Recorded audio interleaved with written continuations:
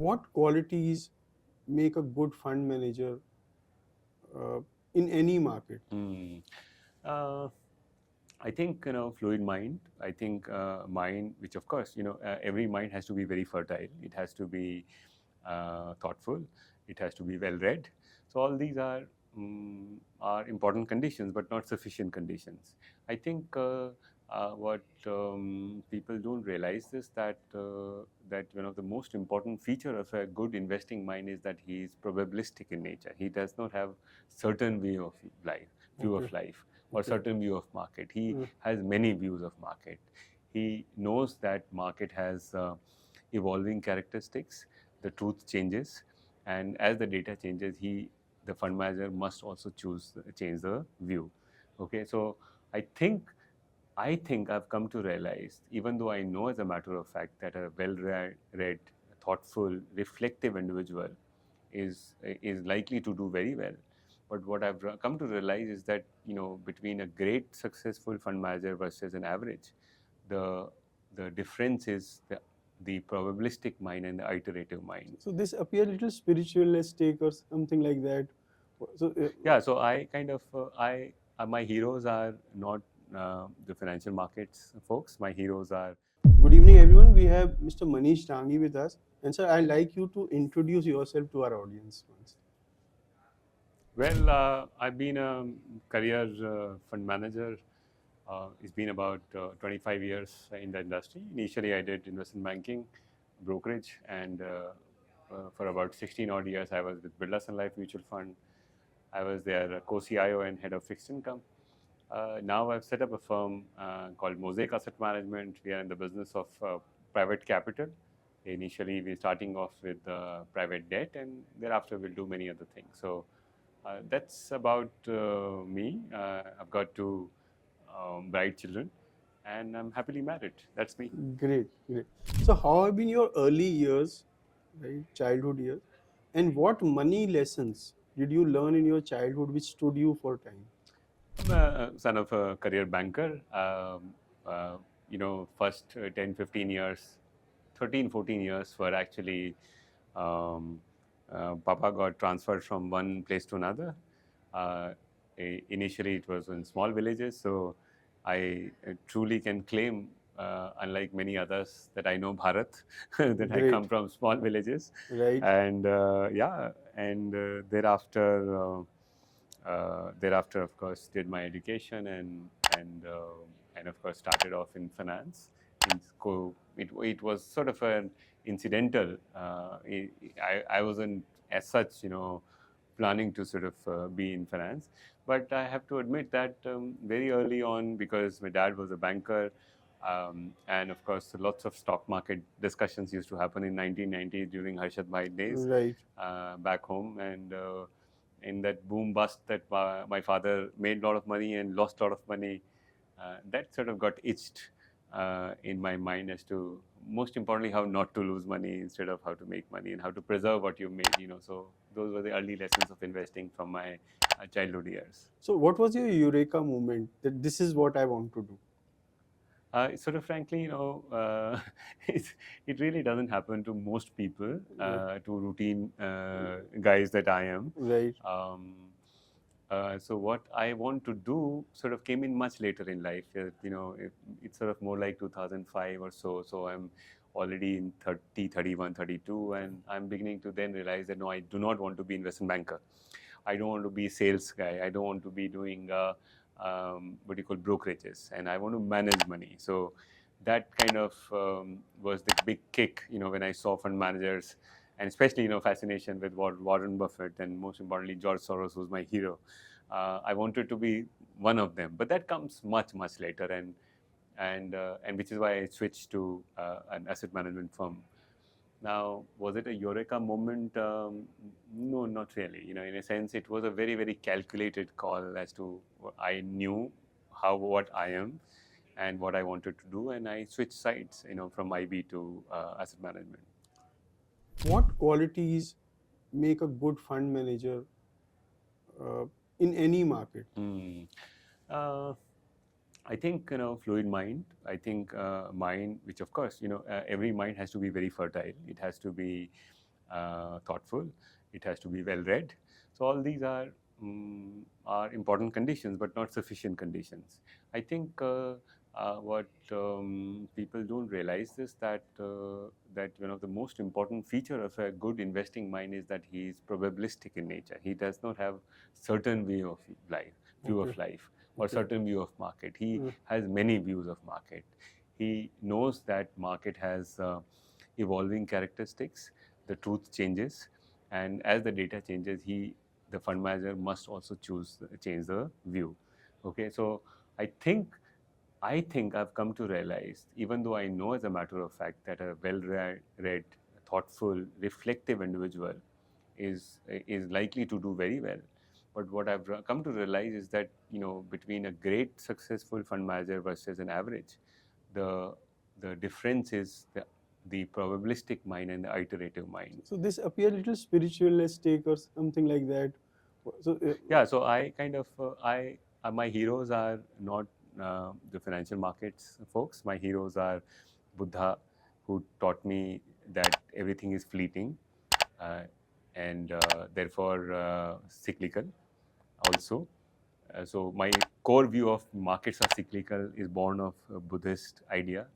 My core view of the truth is many, and one must look at things through multifaceted ways. Is Ekantwad. actually Ekantavad, Yeah. comes from Mahavir, Right. uh, and then of course Hegelian view of synthesis and antithesis, and therefore making a final view by looking at two alternate views. So I'm sort of heavily influenced by Hegel in West, Nietzsche, the great philosopher, and of course Mahavira and Buddha. So these guys are the founding fathers of my brain, so to say.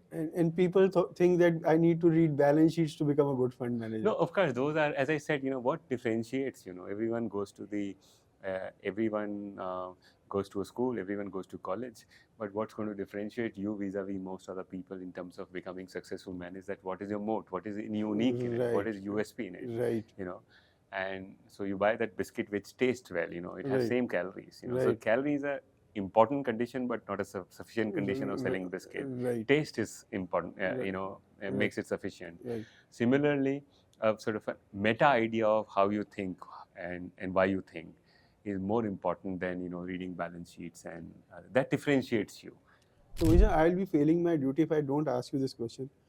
They say that most stock ideas are born on the street, not on paper, Yes. by observing. So, what have been your ideas which you saw on the street, and then you started looking at the companies, and then you found that yes, this is something. So I'm a core believer of Soros's idea of reflexivity, that basically there is a feedback loop between markets and companies themselves, and I've been, before fund manager, I'm a dealer, so I kind of truly believe that at no point in time, irrespective of the amount of information you may have, that's never going to be sufficient. Market almost always knows more than you.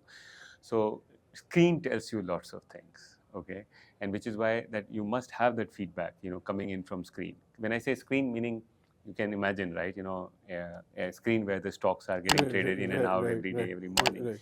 Your breadth there, the depth there, the activity there, the momentum there, all of that actually reveals a lot of information.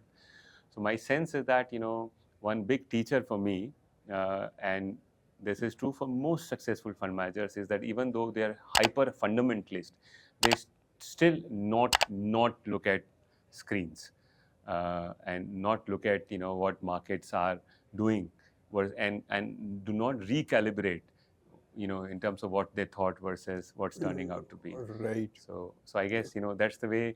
So I'm saying one is a meta framework of being inspired by great people, but also having this humility to know that markets almost always know better than you, and which is why your position sizing and stop loss frameworks have to be driven by what markets are also telling you beyond your conviction. So, if somebody wants to enter this fund management industry, what would be your message to them? If you're entering, basically, I try small. Basically, if you have ₹1 million, begin investing in 20, 30 companies across asset classes, possibly, and then build reflexes. Go deep dive. research, listen to as many people. Information is free today. You know, there's absolutely nothing that a CIO of a very large fund house or the guy like me who's been in the industry for 25 years knows and has an access to that you don't have, even if you're sitting in Udaipur, isn't it? Right. So in a sense, information is same. And so compute also, you know, I can totally say that a kid, actually 21-year-old kid who is relatively fresh, likely to have as much compute as me. Right. Okay, so why don't you use the compute and process the information, and then build reflexes of how to navigate uncertainty, volatility, and whatnot in the market. So I think the way to do is to try and swim. You know, or no amount of textbook readings will help you or will aid you learn fund management. What will aid you is that start, lose money, and then know how not to lose money.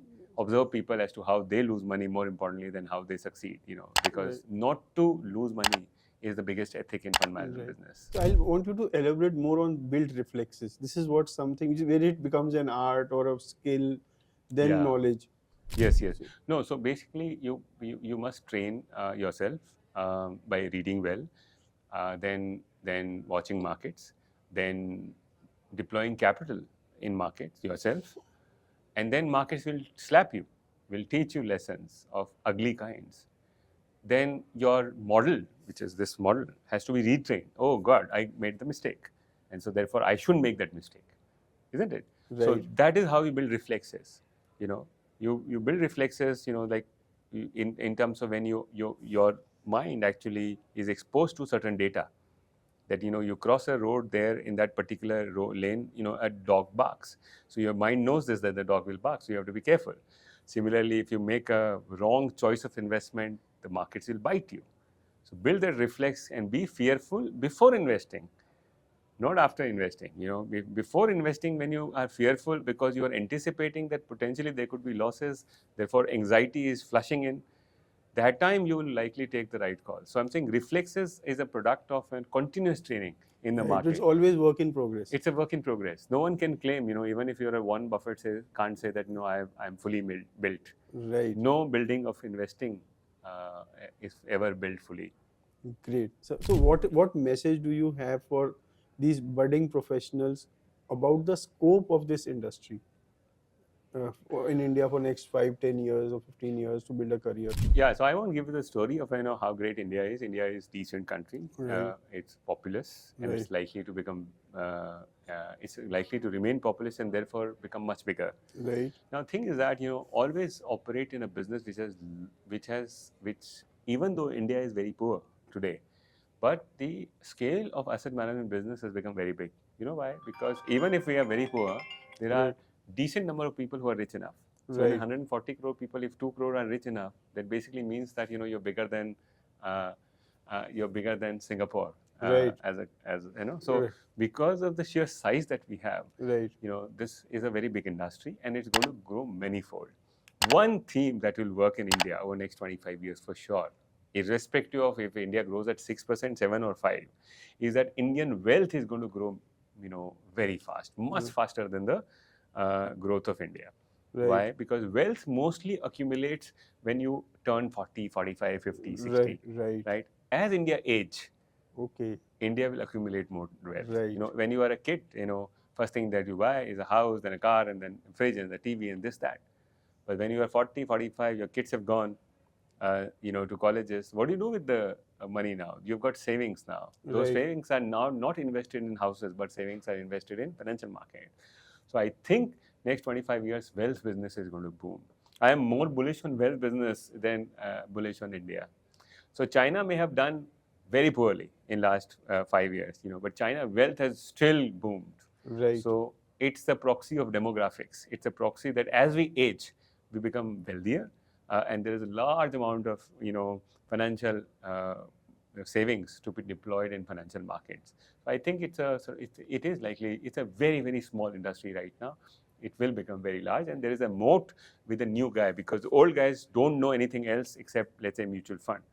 You know, you can learn a lot of new tricks in this business, in this craft, and, you know, start to differentiate yourself. So both in fund management business as well as in the wealth business, there are many new things to be learned, and the new kids actually have an advantage over old ones. What message do you have for this conference and for us after attending this conference? So I kind of made this point, a pitch on in the presentation also, that people think of distribution business as primarily the advice business. I want them to think that it's also an access business. Try and learn the new products instead of, say, 25 years ago when you started to sell financial products, mutual fund was a new product. Right. Okay, so if you knew that well, that kept you in good stead. Right. Today everyone knows about mutual fund Right. because it's sahi hai, right? So you ought to learn new tricks, So globally also, as I made a point in conference, that 80-90% of the large market cap in the asset management business are private capital businesses. So I think something similar will happen in India, both in asset management as well as distribution. There is much more money to be made in private capital business in India than public management, incrementally. Public money management is going to be here, but incrementally the sizes of private capital business will go 100-fold in next 10 years, and that is the business that you should try and focus on, because that's the business where the incumbents don't have advantage. The guys who've been doing mutual funds don't have an advantage in private capital. The guys who've been doing selling a mutual fund don't have an advantage in private capital. So you may want to build private capital, start with private debt, and then eventually move to venture capital, private equity, So and whatnot. could you define private capital for a student? Because they would not be. So private capital is anything which is not public market related. Okay. Public market, there is no excess problem. Anyone can buy stock. Anyone can. It's a non-listed part. It's an unlisted part of business, which Right. is which has yet not come to the public markets. Right. So this happens in the fixed income space through the private credit. Okay. So like fund like Mosaic Asset Management will have some fund which will give you 16% odd gross yield, and investors will have 13-14% in fixed income. So this right now, for sophisticated and discerning investors, that is a great product to sell. Something similar you could think of VC or PE and others. Right now it's in the domain of just the family offices. Only the big billionaire offices actually look at public market. It's for you, the students and newbies, so to say, have to figure out, that could you take this to that rich dude in your city, who otherwise is a doctor, has 10-20 crores of investment, but does not know anything about it. If you go and bring in, take that product there, he will likely sort of entertain you much more than the ones who really talk about only SIP and mutual fund. And what skills do you need to do this kind of promotion or enter into this field of private equity or private? So let's start with private credit. It's so there are 5-7 of us who have launched decent funds. Read our literature. Go to our website. Our website is mosaicmc.com. Right. But you will see a lot of literature there. Right. And then we can help students learn lots of things about private debt. I actually teach a course in IIM Mumbai. I teach at IIM Udaipur. So I do cover a lot of it. But happy to engage with in as many forums, in helping people understand what private capital. So we love to have a lecture or a series of lectures from Sure, you. we'll do that. Sure. Thank you very much, sir. Bye-bye. Thank you. Thank you.